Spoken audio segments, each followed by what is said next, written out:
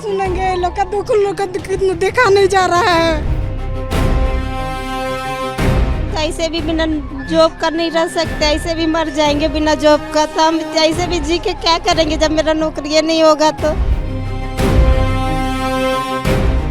मंच से किसी भी प्रकार का राजनीतिक, धार्मिक और जातिगत व्यक्तित्व ना दें, ये लिखा गया। आंदोलन के मूल उद्देश्यों पर ही अपनी बात रखें।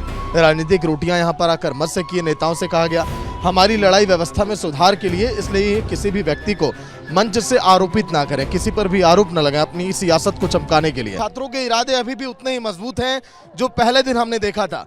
3 दिन से ज्यादा का वक्त गुजर गया। छात्रों के अनशन का भी जो भूख हड़ताल पर बैठे हैं, और अब देखिए उनकी भी तबीयत अब खराब होने लगी है। डॉक्टरों की यहाँ पर देखिए टीम पहुंची हुई है जो छात्रों की अब देखिए निगरानी कर रही है, क्योंकि एक छात्र है जो लगातार यहाँ पर अनशन पर बैठा हुआ है, उसकी तबीयत में उतार चढ़ाव यहाँ पर देखा गया है।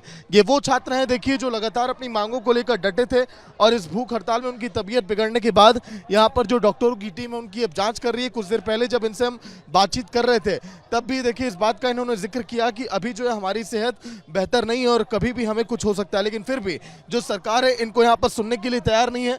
विजय विकास आ रहे हैं देखिए पीछे इन तस्वीरों को दिखाने के लिए। अब मैं अगर आपको दिखाऊं तो देखिए डॉक्टरों की टीम पहुंची इन छात्र की जांच के लिए भी। जब कुछ देर पहले हम बात कर रहे थे इनसे तब भी इनकी तबीयत काफ़ी ख़राब थी, बीपी लगातार ऊपर नीचे हो रहा है। आप देख पा रहे होंगे शरीर में कितनी इनकी हलचल हो रही है, क्योंकि अन्य ग्रहण नहीं कर पा रहे हैं। और अभी भी देखिए सरकार जो है बातचीत करने के लिए तैयार नहीं है।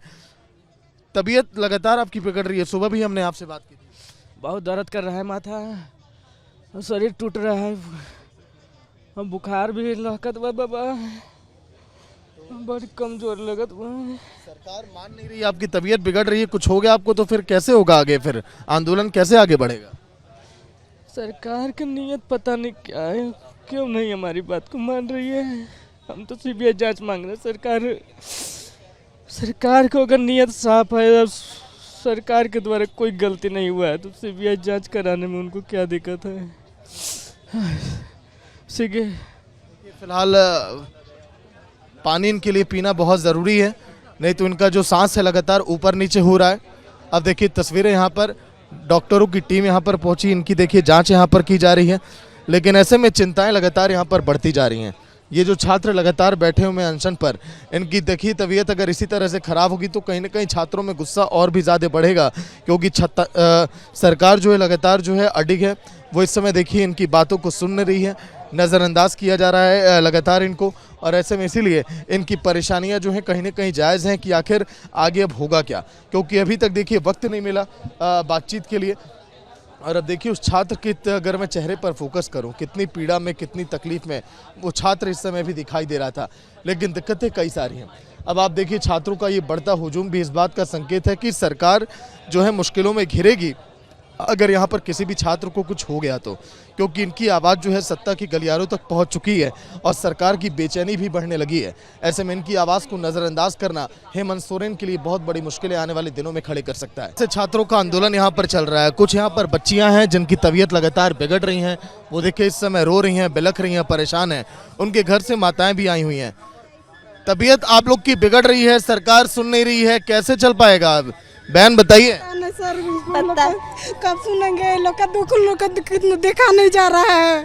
वो लोग को नहीं सोच रहा है कि इतना दिन से ये लोग भूख हड़ताल में है, कभी एक दिन बिना भूखे नहीं रह सकती थी। वो लोग अभी इतना 4-4 दिन से 5-5 दिन रात से भूखे हैं।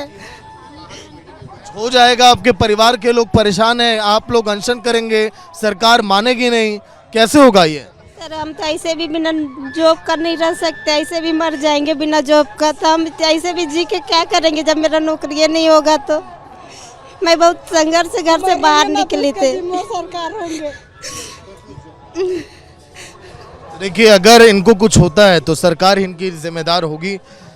उनकी माता है, उनके घर के लोग हैं, ये लोग कह रहे हैं कि अगर हमें कुछ हुआ तो फिर आगे हम क्या करेंगे। देखिए भारत का संविधान की यहाँ पर किताबें हैं, तो एक तरफ ये बच्चियां देखिए यहाँ पर लगातार ये अनशन दे रही हैं, कई दिनों से वो छात्र बैठे हैं, लेकिन कोड ऑफ कंडक्ट मैं आपको दिखाऊं। सामने फोकस अप करिए उस पोस्टर पर विकास।